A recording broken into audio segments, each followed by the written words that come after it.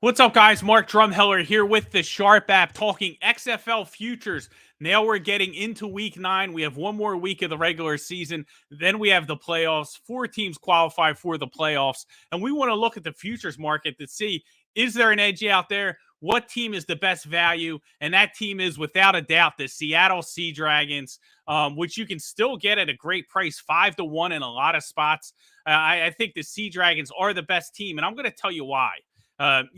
Whether they are, I think the top of the league is very competitive. When we look at DC, we look at the Sea Dragons. But the main story in the XFL has been the 3 best teams are in the North. They're in the same division. It's DC, it's Seattle, and it's St. Louis. Seattle and St. Louis are playing this weekend. Seattle needs to win to kind of get into the driver's seat of making the playoffs. So only 2 teams in each division make the playoffs.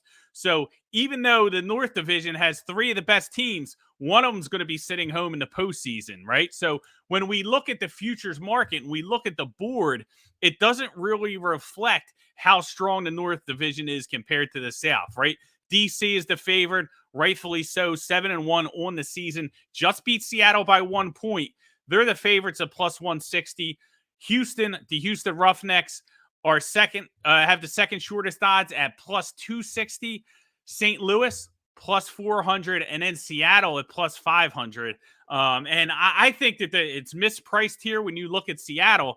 They just went toe-to-toe with DC, lost 37-36 in a crazy game that really could have went either way.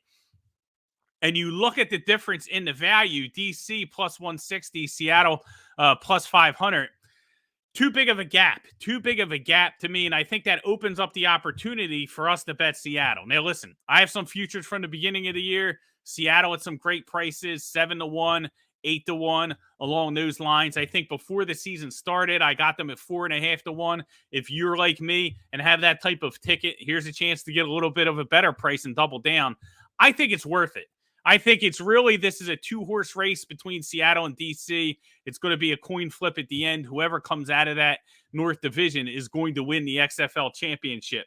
But when you just look at the futures board in general and you look at the implied pricing, the implied odds is only 16% with Seattle at 5-1.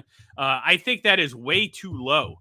You know, you look at it and just when you look at them on paper, Seattle's a team that was consistently the best team on paper week after week, have led the league in net yards per play the entire season. They still do at 1.1 net yards per play. They lead the XFL in most yards per game from an offensive perspective. So now listen, that's a little deceiving because DC's offense has really come on strong as the season progressed. But why Seattle's defense has gotten much better, DC's defense has completely fell apart, letting up over 32 points per game over the last 3 weeks. Their only loss, they let up 30-something points. I believe it was 35 to an Orlando team that was winless. So it's not like they're playing top competition and letting up a ton of points. They're letting up a ton of points each and every week now. I don't know if that changes. They went out and they signed DJ Swearinger. They're trying to bolster up the defense, but I think they're going to have a tough go here. I think it's more of a coin flip between DC and Seattle, but you have one team at the top with 38% implied odds. You have another team really at the bottom at 16% implied odds. I think that makes all the difference. You have Houston in the middle there, plus 260. Their offense is completely fallen apart. I think whatever team, Houston, and it looks like it's going to be Arlington in the South, Arlington's odds aren't even worth discussing. They're not good enough to really make a run and win this league. They're going to need a ton of injuries. I guess there is a path to where they could, feasibly beat Houston in the playoffs because Houston's really been playing so poorly. And then possibly if there's like a massive injury to the team that they're facing in the finals, they have a chance, but not something we want to wager on. When we're looking at our wagers, we want to look at the strongest teams at the best odds. And to me, that's the Seattle Sea Dragons. They have one of the best offenses. The defense is getting better. And plus, they just signed Philip Lindsay. You can probably remember him from the Denver Broncos. Had some good years there. He's now in the XFL, starting to get acquainted with the offense. And that's going to give them a more versatile attack. If they get the running game going, Ben DiNucci has the offense going with Blake Jackson, Josh Gordon, Jaquez Person. So they have a ton of weapons here. Seattle does offensively. They're going to be able to score with anyone. We've seen that year in and year out, but I mean, week in and week out during the year. But I think, best overall team, offense, defense, I think it is Seattle. We're getting them here at plus 500. So if we're going to make a play on the futures market right now, it's going to be Seattle. They play St. Louis this week. I believe they're going to win that game as short underdogs on the road. And I think you're going to see this price get much, much shorter after they beat St. Louis this week. And that's going to usurp some of the value, right? We're not going to have the same value with them, getting into the playoffs. They still have to play in week 10. I think they play Vegas in week 10 while St. Louis plays Orlando. So a win this week doesn't clinch them that second playoff spot, but it puts them in good position. If they lose, they're out.